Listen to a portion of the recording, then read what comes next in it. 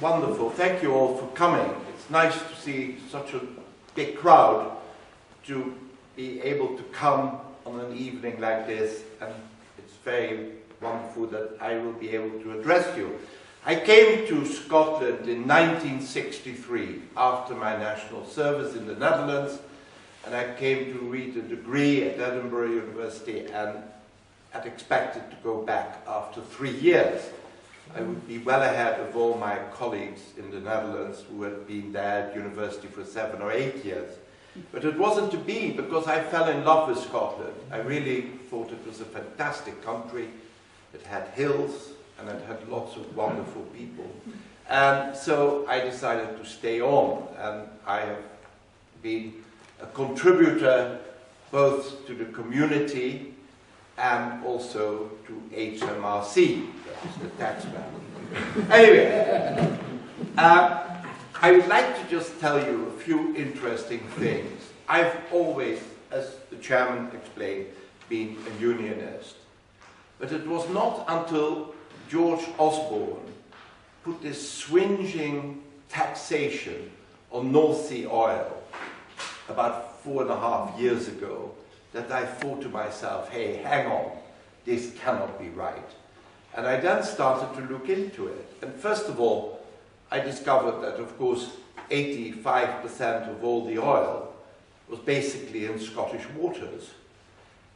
But the outcry was not so much from Scotland, it was from the oil industry. They really got so mad. And the result was that he had to withdraw it. It was a great climb down. Now, it's very interesting. When I started looking into it, the first thing I asked, now how much does Scotland contribute to HMRC, you know, the tax man? How much does Scotland produce? And it's on their website, you can get it there. 9.9% of all income taxes raised are coming from Scotland. Now don't say to me, oh yeah, that's because of oil, because Shell and Exxon and Chevron don't pay taxes in Scotland. They pay taxes either in Delaware or in London, but they don't pay it in Scotland. 9.9%. And we only have 8.4% of the population. So we actually contribute in Scotland 17% more than the average of the British contributor to our income taxes raised. That's quite a figure. And people are saying, oh, Scotland could never be independent, they couldn't afford it. That is a lot of baloney. They could easily afford it. Now, if we are going to be independent, and it is quite interesting, because as was said earlier, 307 years ago, when there was the Union of Parliaments, people said that was because of the Darien disaster. Nothing to do with the Darien. It did contribute a little, but what had happened, that in 1706, on the English statute book, was introduced the Alien Act. And what did that say? That if you were an alien, you could not own land in England. Oh my goodness, that was a shock. Because so many of the Scottish aristocracy, the Duke of Roxburgh, the Duke of Buccleuch, the Marquis of Lothian, they all had vast tracts of land that were in England. So they said, hey, hang on, we can't have that confiscated. We better join them. So there was a little cabal, and then a man called Dundas, from Arniston Estate, that's what he was given for his treacherous behavior, then organized that there was the Union of Parliament. But none of the people in Scotland had a chance to vote. And we are going to have this wonderful chance on the 18th of September to vote. And whether we are going to vote yes or no, and I'm convinced that it will be yes, and it will be a significant yes, afterwards, we all then have to get together and make the best of it. And we cannot then say, oh, he was staying. No, we all have to respect the opposite point of view, but we have to work to make that all work. Now, it's not going to be a walkover. And to say it will cost 200 billion, that is really nothing if you look at the total gross domestic product of Scotland. We will get much greater results from what's going to happen in the North Sea. I remember so vividly in 1973 that we were told by the oil industry that there was indeed oil in the North Sea, but that it would only last till about 1990, if we were very lucky, to the year 2000. Now they're saying, oh yeah, it will be 2030. I will guarantee you it will go to 2080. And I tell you why. To date, we have raised 40 billion barrels of oil. And that is up to now what we have got. The forecast is that we will have another 22 billion barrels that will still come out of the North Sea, but it will be a much bigger figure because here was even some, can you imagine a drilling rig that costs that much money? Because on the west of the Shetland there is still a huge oil province, and we will have oil for a long, long time to come. Now, I look at some of the other countries here in Europe that are very similar to Scotland. And there are 5 that are very, very, very similar. They all have 5 million people, roughly. There are Norway, they have 5 million. There is Finland, which is 5.2. There is Denmark, with 5.3. There is Switzerland, with 6.5. And there is Cllr, with 4.5. And we have 5.2. So those are countries that are really able to survive. They are doing all very well.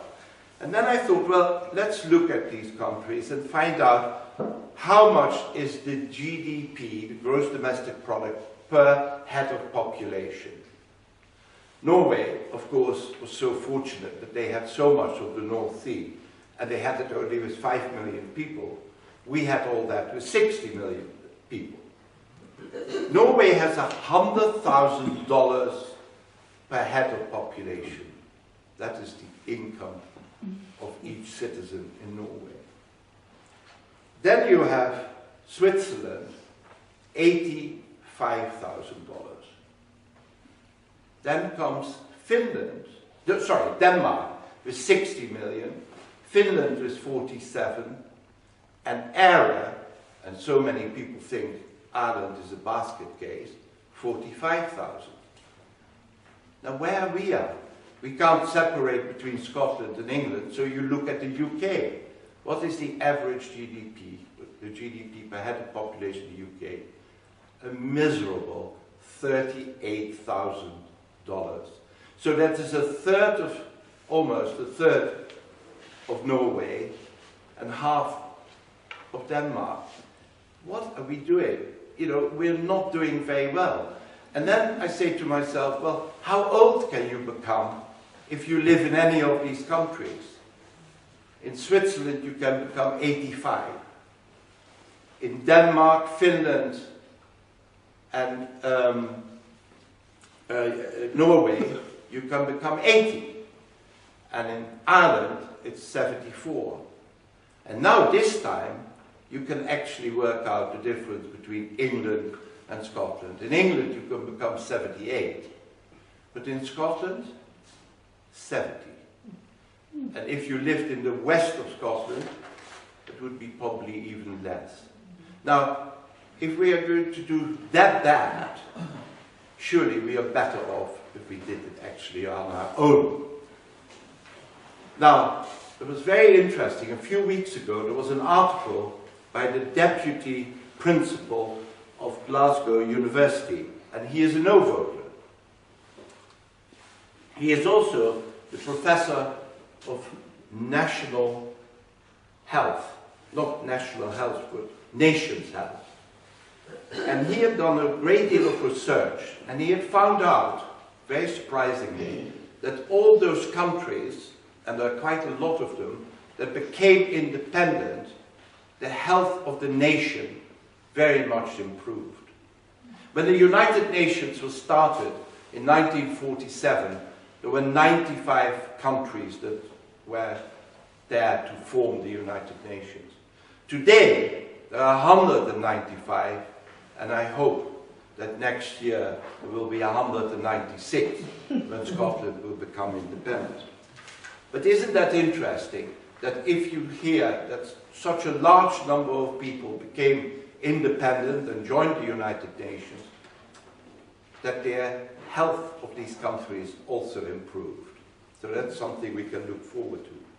Now, one of the things that I am very keen on is taxation. Well, I hate it, but I want it to be as low as possible. And one of the things that a lot of the countries that became independent did, they introduced the flat tax.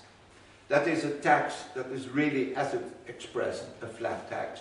Now, Eben knows a lot about that as the Taxpayers Alliance in Scotland. But I can tell you a few very interesting figures. In Great Britain today, there are 1.8 million people, can you believe it? 1.8 million people that are involved in the tax business. 900,000 work for HMRC, that's the tax man. The other, and they are trying to collect as much as possible, the other 900,000 work for banks, insurance companies, accountants, lawyers, and IFAs. And they are trying to make sure that you pay as little tax as possible. So 1.8 million people are doing a very destructive, unproductive job. They're doing something that really should be done by a handful of people. Now, you can hardly believe it, that 1.8 million people. We want to introduce in an independent Scotland, and I'll come back later how we think we can do that, a flat tax. And you would pay no more than 15% tax. But if you earned less than £16,000, at the moment it's less than 10,000, you don't pay any tax. With us, out of our formula, it will be £16,000, you don't pay any tax. What a vote winner. That's why we are going to sell it to Alex Salmond in due course. But it is, what you then do, you get no allowances, so you're not allowed to write off anything, no depreciation. You pay 15% income tax. If you make £1 million and £16,000, you pay 150,000. Not as it is today, 450,000. So a third less. If you VAT 50%, all of that, and we have put this through a computer, and we could, in 3 years' time, actually break even then, and then start doing a lot better. Because the people that have so much more money will start employing people, and there will be an enormous multiple effect. But, most importantly, we could do that with probably 20,000 people. If you think 1.8 million people, Scotland 8.4% of the population. So what is that? 160,000 people, we could do it really with 20,000. And the other 140,000 can do something that would be really productive and good. Now, I hope that I'm not overstating the welcome. They were originally, it was mentioned, the importance of having a seat at the top table. I don't know how many of you are from the rural community, but you will know CAP, the Community Agricultural Policy. At the moment, we have Finland gets 5 times what Scotland gets. And Ireland gets 4 times what Scotland gets. If we had a seat in Brussels at the top table, we would have been able to negotiate a very much better deal than we are getting today. Because all the money goes to Westminster, And then it gets distributed. And who gets the bulk of the money? The farmers in Lincolnshire, who are doing so very well. And all our rural farmers here in Scotland are getting a pittance. And that is so wrong. And there are so many other examples that I can give you, that if you have a seat at the top table, how much more important that is, because you can really influence things. I don't know how many of you have ever heard of the Oslo Agreement. The Oslo Agreement was in 1980, and I don't know whether you recall, but in those days there were all the conflicts, and they used a lot of cluster bombs. And there was one nation with 3.5 million people who had a seat at the top table in the United Nations, and they moved that there would be a ban on cluster bombs. And they were given the task to do it, but they were all the way down under. It was New Zealand, 3.5 million people. But they fought it very tooth and nail. And since 1980, until just Syria very recently, there hasn't been a cluster bomb made or a cluster bomb thrown. And that was the making of one tiny nation who had a seat at the top table.